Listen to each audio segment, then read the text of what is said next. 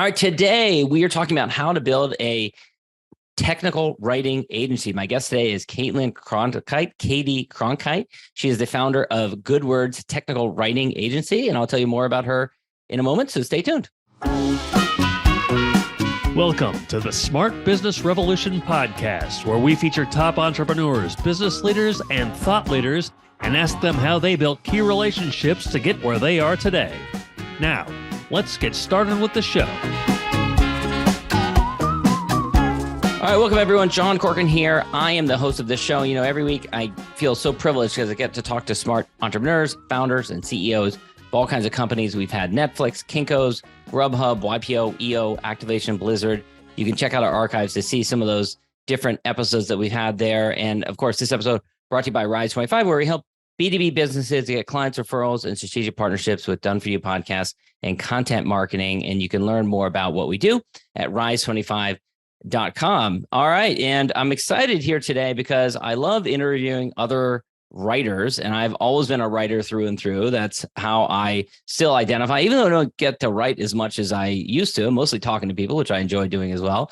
But my guest today is Caity Cronkhite. She's the founder and CEO of Good Words LLC. It's a technical writing and documentation consulting firm, and they provide strategic management and implementation support to a diverse range of clients, from Fortune 50 companies to smaller 5 or 10 person startups. And she's originally from Indiana, grew up on a farm there, and we're going to hear all about her story. She's come through the Bay Area where I live, now located in the Seattle area, which we both, fun fact, just attended a conference and completely missed each other. So we are connecting over Zoom. But Caity, such a pleasure to have you here today. And I want to hear about this growing up in a small farm in Indiana. You grew up on a 90-acre farm 2 miles outside of a 500-person town. So very, very small town existence. And, I love to ask people about any entrepreneurial, or scrappy side hustles that they had as a kid. And just being on a farm is entrepreneurial because, farmers need to make things do a lot of times. What was that like for you growing up, raising cows, corn, soybeans, all that kind of stuff? That is true. I mean, I guess if you think about it, I was actually raised on a family business. So, as you said, I grew up on a farm in rural West Central Indiana, lived there for 17 years, my entire life. And yeah, it was definitely a scrappy place to live and grow up and learn. It was a very different sort of place than where I have ended up in my career since then. As I believe the last time I checked, the average annual salary for an individual person in the town where I grew up was about $28,000 per year, which is quite different from where I've ended up, in a career in technology, right? Living in Oakland, San Francisco, and now in Seattle. So, and did you have access to technology as a kid? Did you have computers in the home or anything like that? This is hilarious. Kind of. We did have a computer. We technically had the internet. But what's fascinating is that, up until well after I went to college, my hometown didn't actually have access to any high-speed internet at all. No, just dial up. Just dial up. I was taking extra classes, for example, when I was in high school to prepare myself for college, because I grew up in a small rural public high school system that didn't have a lot of resources. So I actually took classes through the mail because I didn't have internet that would actually support doing online classes. You do not look like of an age of someone who would say something like that I took classes through the mail. That sounds like someone, much older than you.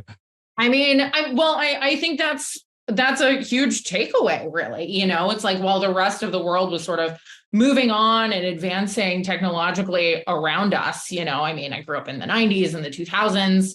And while, people in cities were getting access to high-speed internet and, watching cat videos on YouTube, I was struggling to get an email to load until well after I graduated from college, when I was back in my hometown. So definitely a very, very, very different existence from that I have since lived in the rest of my career. Well, the other lesson is you made it work. Like you found a way to make it work, right? Like you found a way, like instead of like not taking those classes, you found a way to do it by mail. That is absolutely true. And I think that has, I do think that coming from the environment that I came from and having to, take the opportunities that were given to me, no matter what they look like or what they were or how they worked. I didn't really have the luxury of saying like, that's inconvenient, right? Or that looks a little hard, or this person over here like can do that a lot more easily than I can. I basically learned the lesson very early on to take the opportunities that I was given. Yeah. And I did. And I think that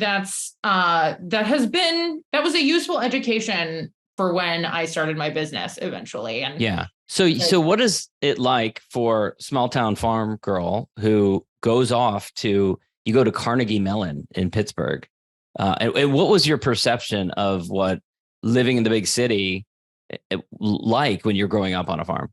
I had almost no perception of what it was going to be like. I mean, it was crazy. My perception was that, the city is where things happen. And to put it in a context, Pittsburgh, Pennsylvania, where Carnegie Mellon is not a huge city. It's got between 200 and 300,000 people. It's decent size, certainly huge compared to anything that I grew up with, but it might as well have been, have been when I moved there. Yeah. I remember being so overwhelmed by city noise, and I didn't know how to take a city bus, and I didn't know how to get around or how to do anything. And there were always people around, and it was really overwhelming for a long time. So it was definitely very different, very different to where I grew up. Well, it didn't scare you off from, living in cities. You live in Seattle now. I don't know if you're in the city or outside, and you end up also in Oakland. So you must have adapted, I imagine. It certainly didn't scare me off. I am right near downtown Seattle, as a matter of fact. And it was important to me. I knew coming from where I came from, like I said, there were opportunities that simply weren't available to me.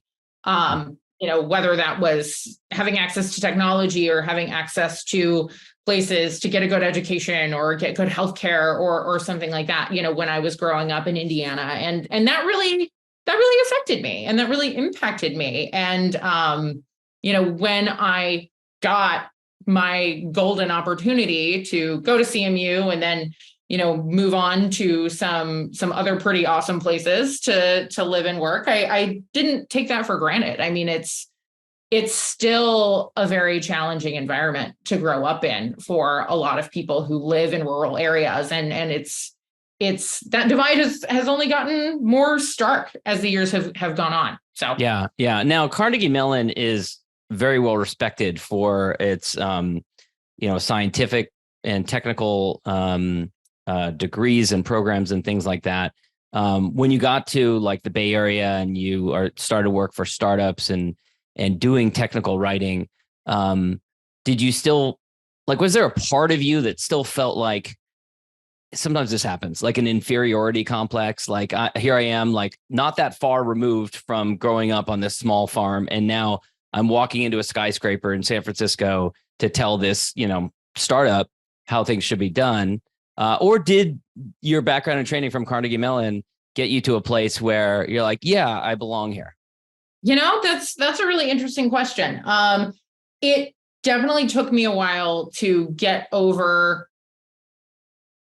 feeling like I didn't belong when I showed up at Carnegie Mellon. That's for sure. Like I said, I came from a background where my public school education wasn't great. It didn't really prepare me for a competitive environment like CMU. But, while I was at CMU, as you said, it's a well-regarded technology engineering school. And I think the thing that happened while I was there that really contributed to me sort of questioning my sense of self was that I chose a primarily humanities discipline at, one of the best technology schools in the country. Right.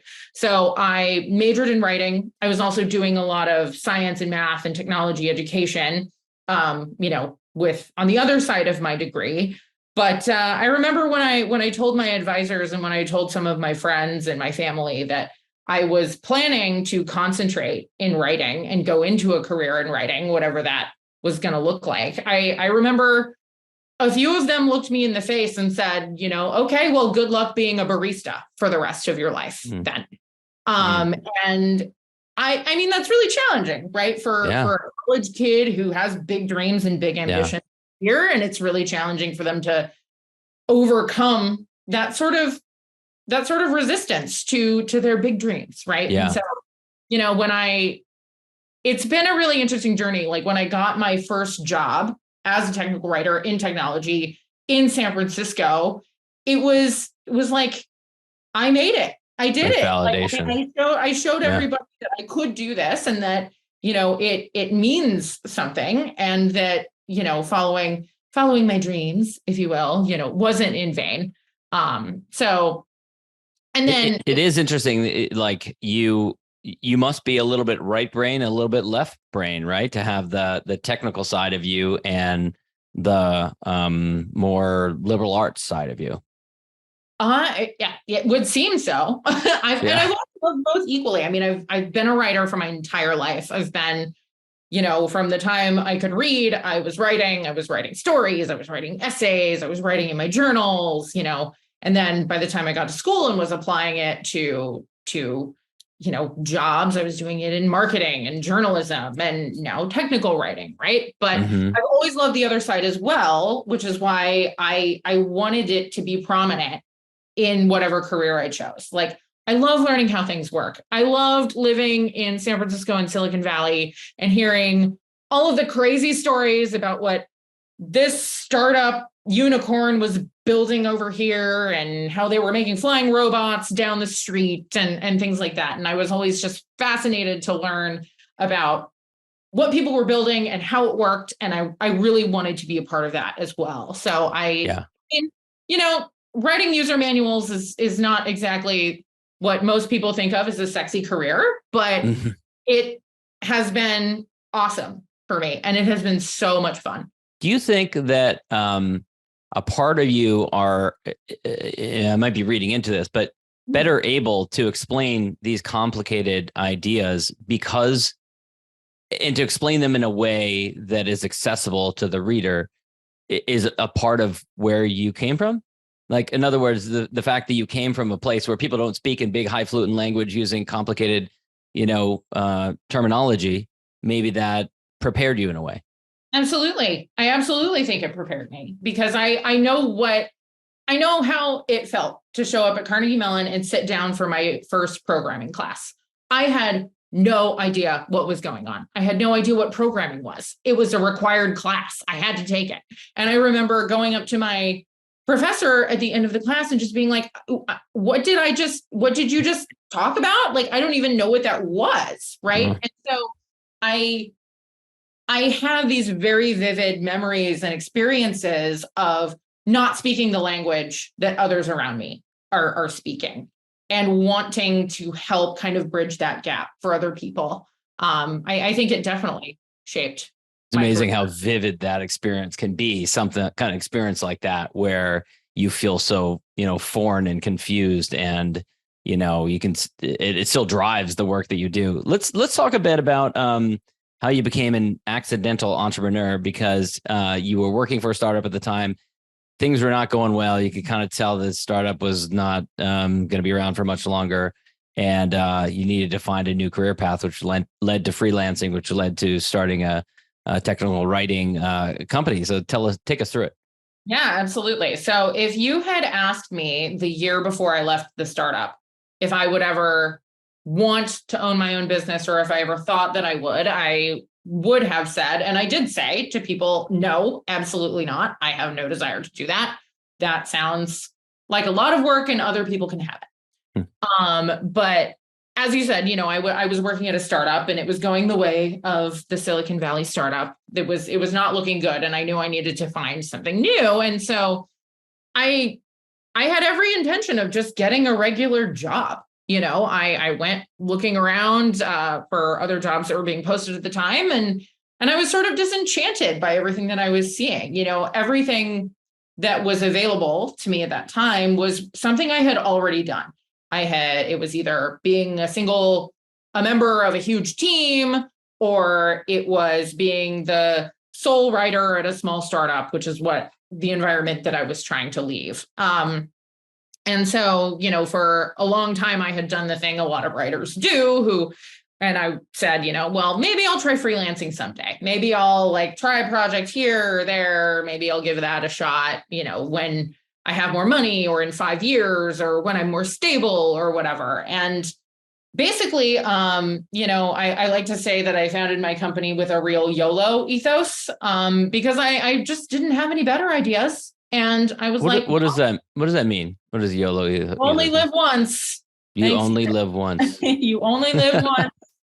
And so I basically didn't have any better ideas. So I was like, well, I might as well give it a shot. If I hate it, I can always go back and I can apply for these jobs that I'm seeing and go back and do something that I've already done. Or if I love it and it's going great, then I can just keep on at it. And it turned out that I loved it and it went really well. It went surprisingly well for me.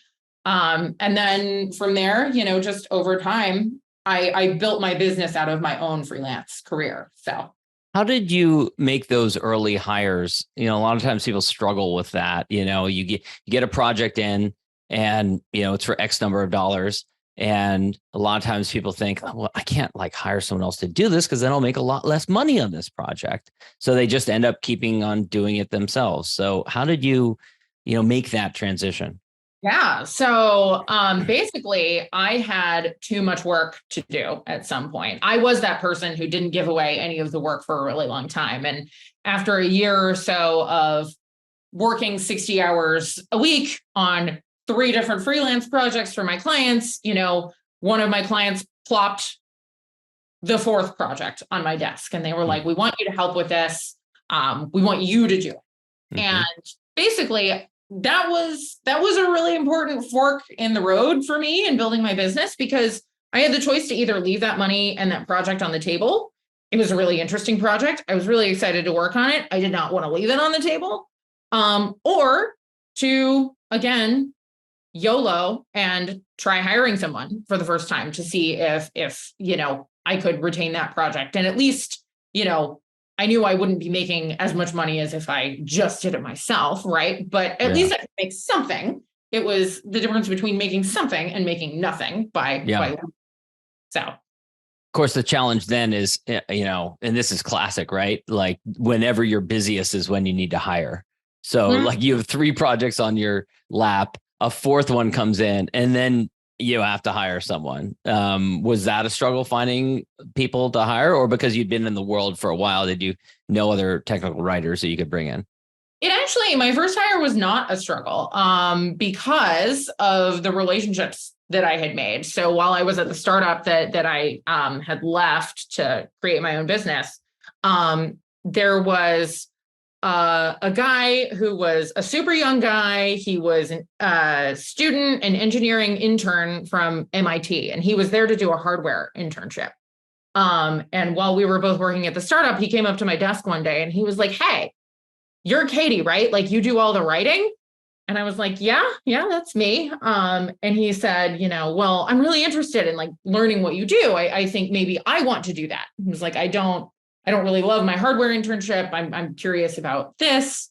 And so, this kid comes up to my desk, volunteers himself to help with a project or 2.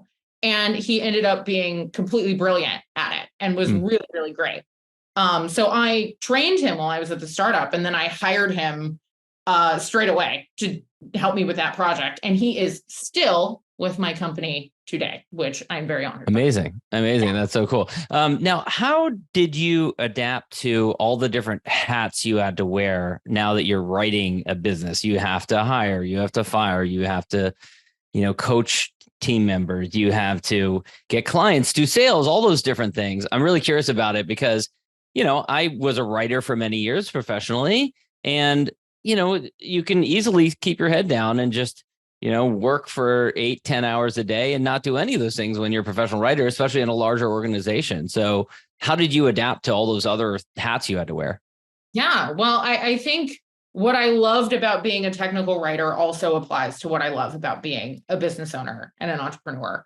I love learning, and I love learning how systems work. I love learning arcane, crazy details that no one else knows about things, right? So I remember when I was starting my business, it was just like, I would try Googling, like, okay, how do I start an LLC? How do I set up payroll? How do I do blah, blah, blah? And, I'm sure the other entrepreneurs in your audience can identify with this. Like, there was an absolute dearth of good information about how to actually do these things. So I just had to do it and figure it out myself, I was lucky because that's exactly what I loved about technical writing. Like, I love being able to dig into a really complicated problem. I loved being able to, dive in and test and use, products or software that maybe like 3 people on the planet knew how to use. Right. And so I just kind of got in there the same way I had done in the rest of my career. And it really it still scratches an itch for me. So I really enjoyed the process of learning along the way and running my business and yeah. I'm curious for you, you said you do process documentation, and the knock against, user manuals and things like that used to be, maybe it still is, that a lot of times companies don't want to put the effort into creating something like that because they don't want something that's going to sit on a shelf. And maybe it used to be, like companies would create a PDF, and it literally would be something that no one ever cracked open. There's been this evolution of tools, and there's some really cool tools now for companies to really capture and document different stuff. How has that affected your the process of what you do? Because it's almost like in addition to, maybe this is the case, maybe it's not, in addition to being a writer, you need to know other ways of capturing these ideas and documenting these processes. Oh yeah. Well, thank God we have mostly moved on from the eras of PDF, though. There are still applications. God, it still drives me nuts when I get a PDF, though. They still exist. They're like the living dead, aren't they? What's funny though is that a majority of users prefer a PDF, according to multiple studies. So really interesting. They do. Interesting. Yeah. So most of the writing we do appears online, right? But I think, when people think about technical writing, they think about a stuffy, dry user manual, right? But they don't think about all of the other ways that technical documentation and writing appear in their experience of using anything, right? So yes, I wrote online help. Yes, I wrote PDFs, but I also wrote API documentation. I wrote every single error message that appeared in the products that I worked on. I wrote UI text. I worked with designers to help them kind of figure out, like, how are users actually using these products? What are they running into? What issues are they having as they're trying to get onboarded and use this stuff? I wrote training materials for new customers to get onboarded with new products, right? So, I think that tech writing gets kind of this bad rap because it sounds really boring, which, fair. But it infuses all these different pieces that really is kind of integral to the way that a user accesses a website or a software or a product of some sort. Absolutely. And not to wax too poetic about writing user manuals or anything, but one of the things I like to say is that tech writing democratizes information. Like I said, I worked on products where maybe 2 or 3 people on the entire planet, or I worked on products and technologies and new tech ideas that maybe only a few people on the planet have ever even heard of or know how they work or how they understand. And my task was to take what they knew, this super technical, this super arcane, this super difficult kind of conceptual information or technical information, and turn it into something that anybody could read and access. And I always thought that was, kind of an honor in a way, right? I think that's just a really interesting problem to solve. Yeah, that's cool. Take me back to 2020. So many companies had such a roller coaster experience with that year, but take me back for you. Are you in Seattle at this point? Or are you in the Bay Area when this happens? I was in Seattle at that Okay. point. Which was, of course, was ground zero for the pandemic because that's where it started, at least in the United States. So Totally. what was that experience like for you? And I think it was like February 2020 where it really started to affect Seattle. Yeah, I remember cases started cropping up and showing up in February, and then by March, we all know what happened, right? It was crazy, like it was for everybody. I remember, having a Zoom call with a couple of other entrepreneur friends of mine where we were just like, what is happening and what are we supposed to do? And I remember one of them saying, I hear that lockdown might take 8 weeks. We might be inside for 2 months. I can't believe that. Like, there's no way. And I remember thinking, like, I think it might be a long time. It was just a crazy. And then obviously it was prolonged for years, right? Yeah. So it was an insane time for everybody. I was by no means unique in that. But when it came to running my business, I think that it was really interesting for a couple of reasons, because the first was when we didn't have any answers at all. As a leader, I was faced with having to sit in front of my team and sit with their fear and sit with their discomfort. And, I remember my employees asking me, looking at me and asking me, are we going to have jobs next week? And I had to tell them I didn't know. I didn't know if I was going to have a job. I didn't know if the company was going to survive. So that was a really, really challenging. And then in 2020, the pandemic had a really interesting effect on the technology industry that was different from the rest of the world in many ways, right? So, hospitality and restaurants and hotels and, physical businesses were shuttered and overnight. And tech in contrast, we all took our laptops home and then it exploded. So 2020 was a really crazy year for us in that we grew almost 100%. It was insane. We could not keep up with the demand of 20. So yeah, but didn't seem like that, at least in the first month or so, that was going to be the case, I imagine. No, absolutely not. We were in exactly the same position as everybody else, just wondering where could we get toilet paper and where are we going to have jobs? Yeah. Now, we're recording this near the end of 2023. And for many companies, including your own, this has been kind of like the pandemic year. It's almost like a delayed, challenging year economically. Talk a little bit about how that's affected you this year. Absolutely. I mean, I put it in exactly the same terms. What I always tell people is that 2023 is good words pandemic year. And I think it's the entire tech industry's pandemic year, right? We were, very fortunate in the last few years that tech was booming. It was insane. Hiring rates were at all-time highs, salaries were crazy high. People had a lot of mobility within the tech industry, and now, I think that has caught up with us. So I read a report earlier this year that said that the technology industry, particularly software, is down 40% from where it was last year. And on our last P&L review, we were down exactly 40% where we were last year. So we are going through it the same as everybody else in our industry. I've talked to lots of other entrepreneurs who work in tech and in the same spaces with the same clients. And the one thing that I find comforting is we're all in it together. We're all doing the same things and going through the same challenges at the same time. So, I guess we have the benefit of having seen all of these other industries do it first, right? So we had to do it in 2020. They got through it. We can't do.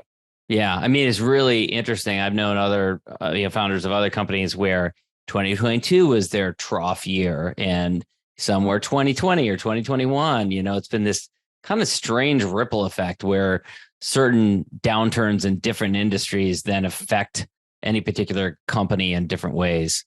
Well, this has been great, Caity. I want to wrap things up with the question I love asking, which is, I'm a big fan of gratitude. I love it to hear people, share how they express gratitude, especially to, peers, contemporaries, mentors, who've helped them along the way. So who would you want to shout out and thank for helping you in your journey? Who would I want to shout out? I think the person who always comes to mind when I think about this is the first manager I ever had at my first job in San Francisco. So I showed up, as you were talking about, like, what are the lessons I learned on the farm that sort of brought me into the rest of my life. And the one thing I learned, and when I started my first job, was to work and work and work and work and never stop.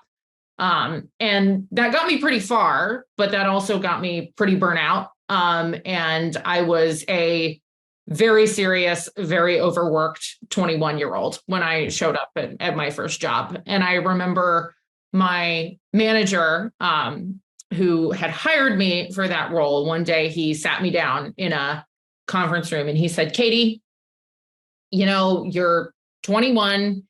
And if I see you work a minute over 40 hours in this office, I'm going to put you on a performance improvement plan. And I remember being furious at him because all I knew and all I wanted was to just be a workaholic and work really hard and climb the ladder and do well. But it really forced me to kind of look at my life and my career in a very different way at that point. And so at first I was absolutely furious at him. And then after a few months of trying to figure out who I was outside of work, I am still so grateful for that lesson.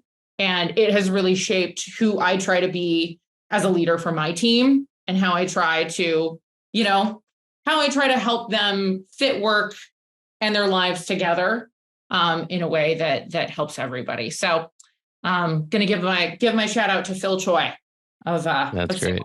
So Yeah. I have a friend, my friend Alicia, who worked for a big Hollywood agent for a number of years early in her career, and had this big, not agent, producer, big Hollywood producer, who actually would work until 5 and then leave at 5 in an industry where everyone else is working till 7, 8, and 9 at night, and he just respected that boundary. And I remember thinking, when I heard about that just seems so amazing to have someone who just said, I'm going to get my work done so effectively that I'm going to leave at 5 and I'm going to be effective during, the 8-hour day or whatever, and it kind of changed my attitude towards that. So it's really cool to hear those types of stories. Well, Caity, this has been great. Where can people go to learn more about you and Good Words? Sure. So you can check us out at goodwords.io or always connect with us on LinkedIn, Good Words page on LinkedIn, or you can connect with me at Caity Cronkhite on LinkedIn as well. So. And you also you're contributing to a book about technical writing that's coming out soon. Where can people learn about that? I am writing a chapter about AI and technical writing, everybody's favorite hot topic. So that book is called Technical Writing Process. It's the 2nd edition, and that's coming out later this year. Very cool. All right. Thanks so much, Caity. Awesome. Thanks, John. Thanks for listening to the Smart Business Revolution podcast. We'll see you again next time, and be sure to click subscribe to get future episodes.